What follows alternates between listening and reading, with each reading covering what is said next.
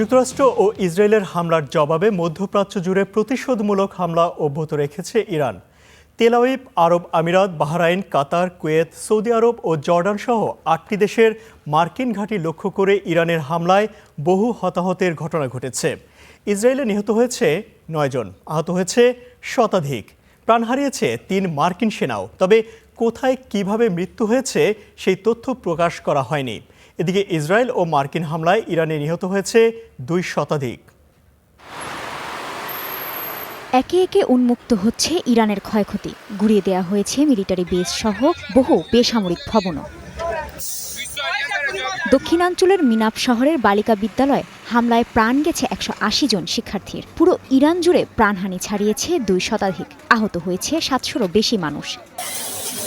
তাই এলো ইনোভার, যেন আপনি লাইফে থাকেন রেডি প্রতিদিন। Innova, designed for now. ইরানে এখনও অব্যাহত ইসরায়েল মার্কিন যৌথ হামলা, প্রতিদিনই বাড়ছে প্রাণহানির সংখ্যা। ইরানের রাষ্ট্রীয় সংবাদ মাধ্যম বলছে, সদ্য হামলায় তেহরানের নিলুফার স্কয়ারে নতুন করে অন্তত ২০ জনের প্রাণ গেছে।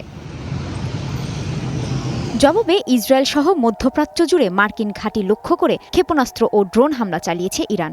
এতে ৩ জন মার্কিন সেনা নিহত হয়েছে। তবে তারা কোথায় কিভাবে মারা গেছে সেই তথ্য জানানো হয়নি। ইসরায়েলের জেরুজালেম, তেল আবিব, হাইফা সহ বিভিন্ন এলাকায় আঘাত হেনেছে ইরানের দূরপাল্লার ক্ষেপণাস্ত্র। এতে ৯ জন নিহত ও আহত হয়েছে শতাধিক মানুষ। ধ্বংসস্তূপে পরিণত হয়েছে বহু ভবন, পুড়ে ছাই হয়েছে যানবাহন ও গাড়ি। ক্ষয়ক্ষতির পরিমাণ আরও বাড়তে পারে, কারণ হামলা অব্যাহত রেখেছে ইরান। সংযুক্ত আরব আমিরাতের দুবাই ও আবুধাবিতেও হামলা হয়েছে। এতে নিহত হয়েছে ৩ জন, আহত অর্ধ শতাধিক। ক্ষতিগ্রস্ত হয়েছে দুবাইয়ের একটি অভিজাত হোটেল সহ বেশ কয়েকটি ভবন। বাহরাইনের রাজধানী মানামায় মার্কিন নৌবাহিনীর ঘাঁটি সহ বিভিন্ন লক্ষ্যবস্তুতে হামলা হয়েছে। এতে নিহত হয়েছে ১ জন, আহত হয়েছে ৪ জন। ইরাকের ইরবিল এবং উপসাগরীয় অঞ্চলে অবস্থিত মার্কিন ঘাঁটিগুলোতেও হামলা চালিয়েছে ইরান। এতে নিহত হয়েছে ২ জন, আহত ৫ জন। কাতারের বিভিন্ন মার্কিন লক্ষ্যবস্তুতে ৬৫ ব্যালিস্টিক ক্ষেপণাস্ত্র এবং ১২টি ড্রোন হামলা চালিয়েছে ইরান। এতে আহত হয়েছে ১৬ জন। এছাড়াও কুয়েত, সৌদি আরব, জর্ডান ও ওমানেও হামলা চালিয়েছে ইরান।